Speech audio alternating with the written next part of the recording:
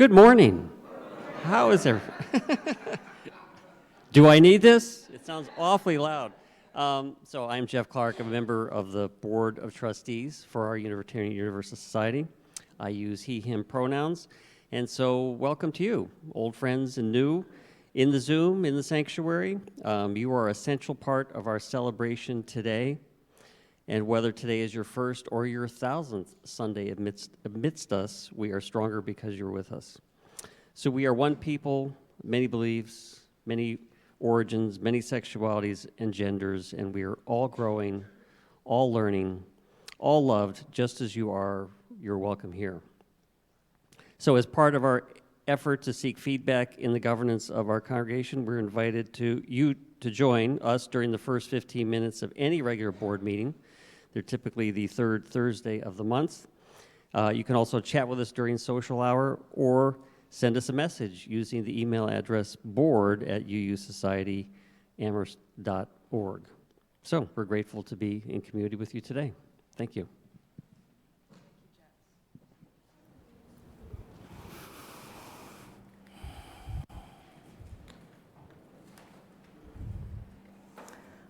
Our call to worship was written by Maureen Killoran. Welcome, you who come in need of healing, you who are confused or have been betrayed. Welcome with your problems and your pain. Welcome to your joys and your wonderings. Welcome your need to hope, your longing for assurance. Instead of answers, here may you find safety for your questions.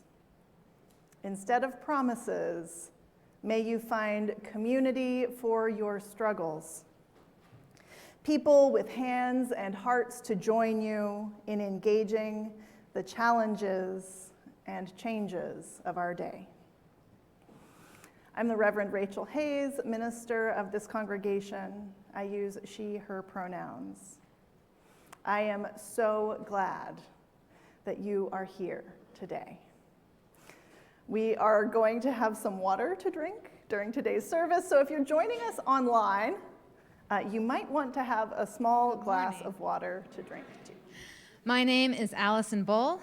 I use she, her pronouns, and I am this morning's worship associate. I am so grateful to be in community with you all. I invite you to say our congregation's chalice lighting words with me. We light this flame to invite a world of peace, where we heal the wounds, where we share what we have with one another, where justice is another word for relationship, and we listen for what love has to say. I invite you to join me in singing this morning our opening hymn, Meditation on Breathing. There are 3 parts to this song. We're going to sing it through. Some choir members are going to help us sing whichever part draws you this morning. I invite you to rise in body, in spirit, and sing to yourself and sing to each other in whatever ways feel good to you this morning.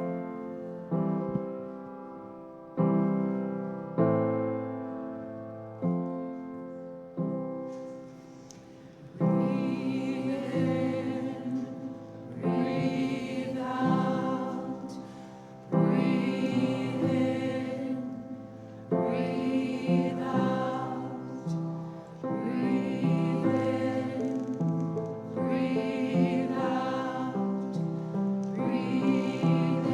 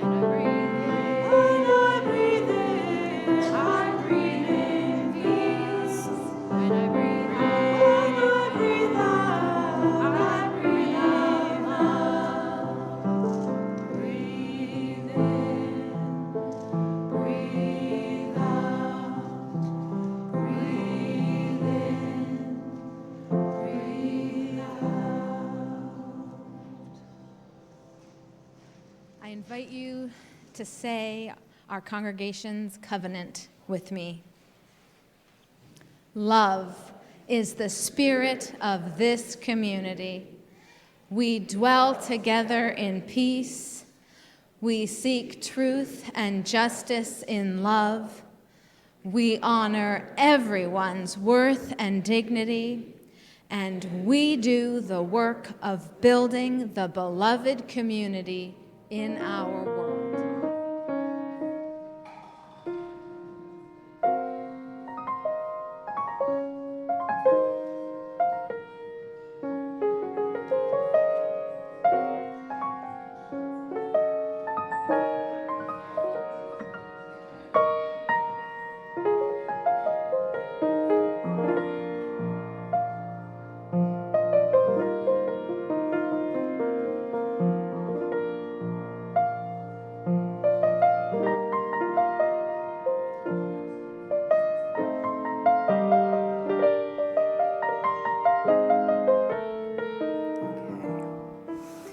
I invite you to hold your water and look at it.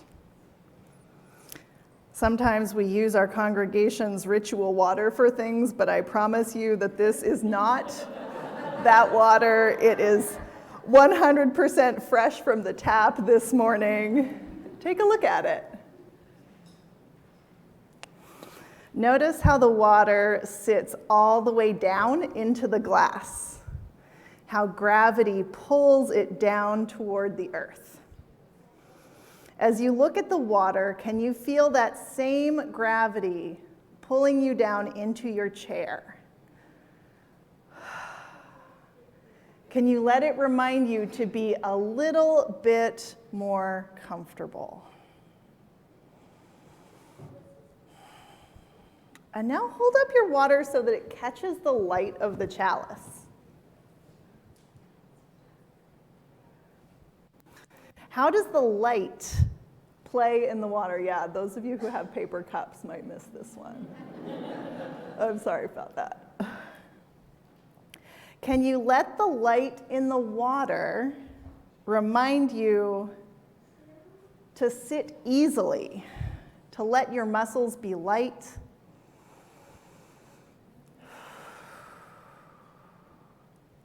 And now take a small sip of the water.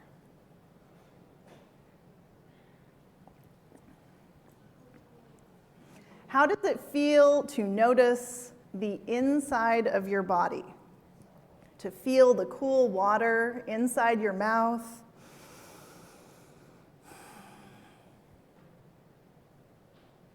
What does it feel like to let it refresh you?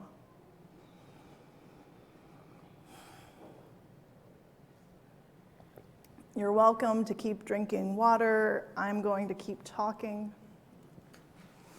All of us need water every day. But I find that I don't always stop to learn from my water. Noticing is powerful. It can help us see things in new ways, to approach problems from new directions.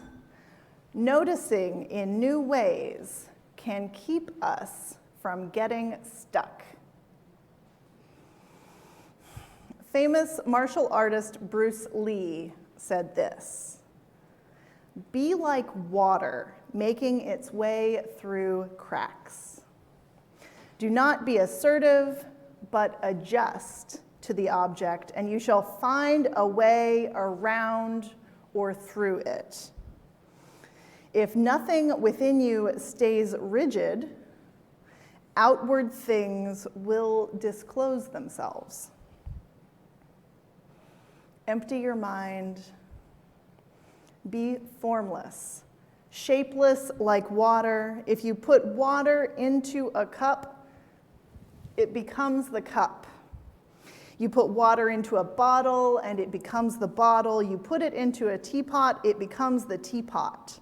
Now, water can flow or it can crash. Be water, my friend. He was talking about adapting to what we need to do instead of staying the same. That when you stay flexible, a problem will also show you its solution. If you have some water left, I invite you to go ahead and drink it so we are less likely to spill it.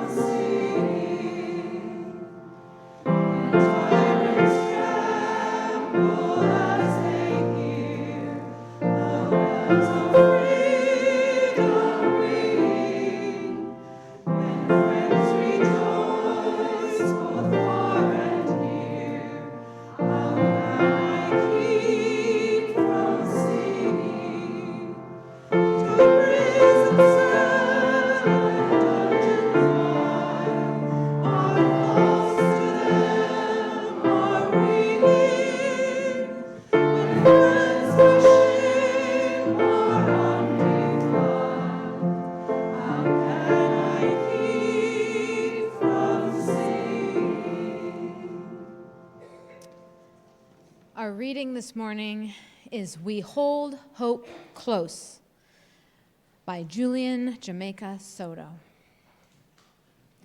In this community, we hold hope close. We don't always know what comes next, but that cannot dissuade us.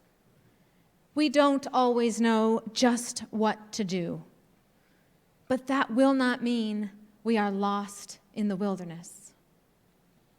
We rely on the certainty beneath, the foundation of our values and our ethics. We are the people who return to love like a North Star and to the truth that we are greater together than we are alone. Our hope does not live in some glimmer of an indistinct future. Rather, we know the way to the world of which we dream. And by covenant and the movement forward of one right action and the next, we know that one day we will arrive. Friends, this is at not home. the sermon that I wanted to write. Even though I would never endorse any political candidate from the pulpit, I think you know me well enough to know that this was not the election result that I wanted. And I've spoken with a lot of people this week who have had feelings. Feelings with a capital F. What I have to tell you today is to feel your feelings. They are valid. Listen to your body. I mentioned body scans last week, noticing how it feels to be in our bodies, where we find ease, tightness, heaviness, pain, stuckness. Notice that. And notice your feelings too. Name them if you can. Sadness, happiness, anger, fear, hope, loneliness, disgust, confusion. Notice them. Name them. But also, don't think too hard about it. Feel what your feelings feel like in your body. When you feel sadness, where do you feel it?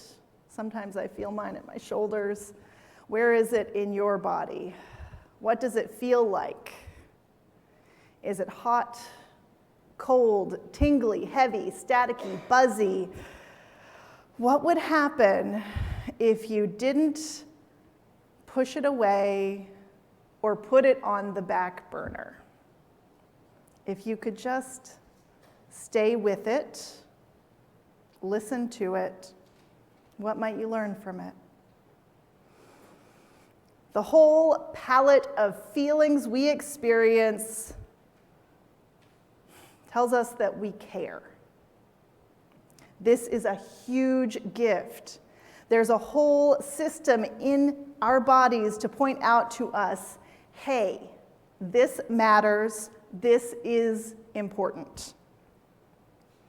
Anger points to our experience of injustice. Loneliness points to our yearning for community. Confusion points to needing to slow down and understand something better. Points to needing to give ourselves more time. Happiness points to resources.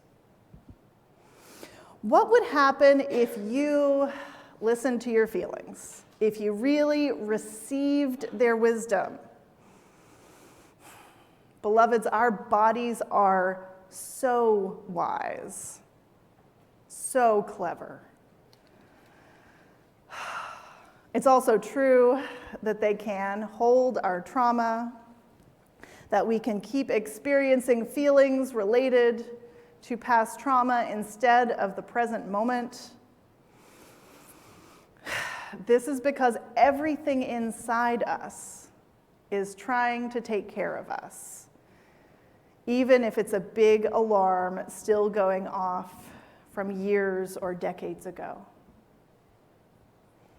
Author and trauma therapist Resmaa Menakem defines trauma as a spontaneous protective mechanism used by the body to stop or thwart further or future potential damage. He continues, trauma is not a flaw or a weakness. It is a highly effective tool of safety and survival. Trauma is also not an event. Trauma is the body's protective response to an event. Or to a series of events that it perceives as potentially dangerous. If you're interested in this work, I suggest you read Menakem's book, My Grandmother's Hands, Racialized Trauma and the Pathway to Mending Our Hearts and Bodies. We are a traumatized country, and it really shows this week. It played out in the election and in our response to the election. It played out in our bodies and in the bodies of people all across the country. Don't worry, I'm not going to stand here and give you hot takes about the election. If you want those, they are everywhere. I recommend the internet. And most of them don't feel useful to me. What does feel useful is these feelings we have and the invitation to, like water, find the shape of our healing. Bell Hooks in All About Love wrote, "Rarely, if ever, are any of us healed in isolation. Healing is an act of communion." We're here because something inside us told us that we wanted to bring our hearts into community today. That something inside us could maybe settle, could maybe give and receive kindness,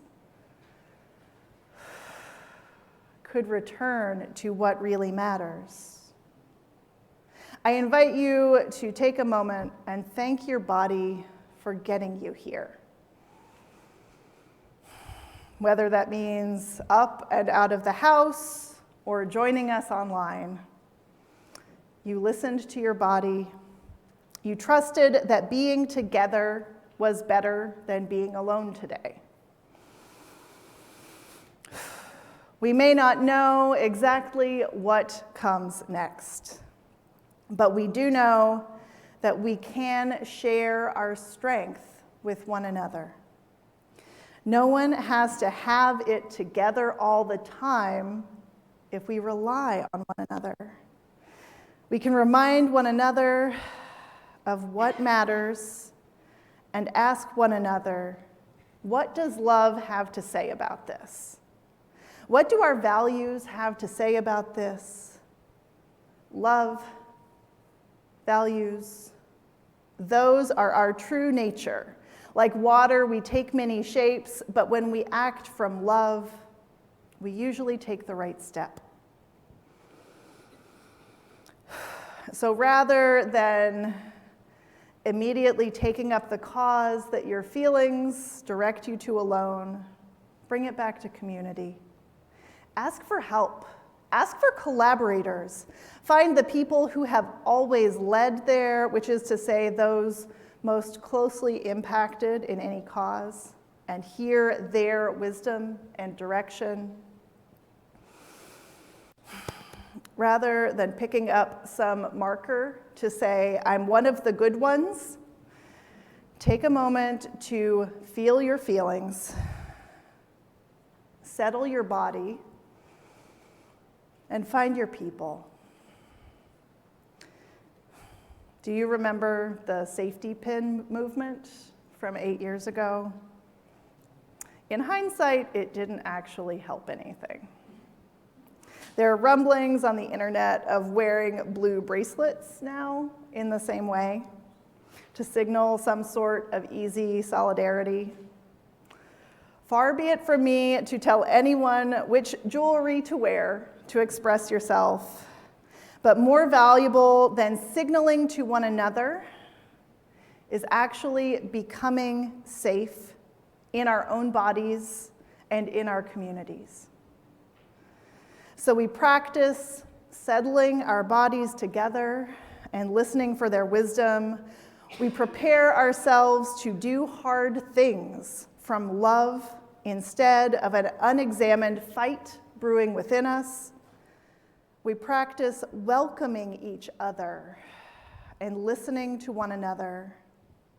We recommit to dismantling white supremacy culture and heteronormativity and patriarchy and ableism and all forms of oppression, all the way up and all the way down in our own bodies and patterns, in our interpersonal relationships, in this congregation, in all of our communities, in our culture, in our laws, in our world, until we can call the whole thing beloved community.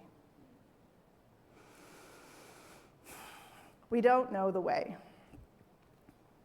but we have faith that choosing each step in love will lead us in the end to beloved community.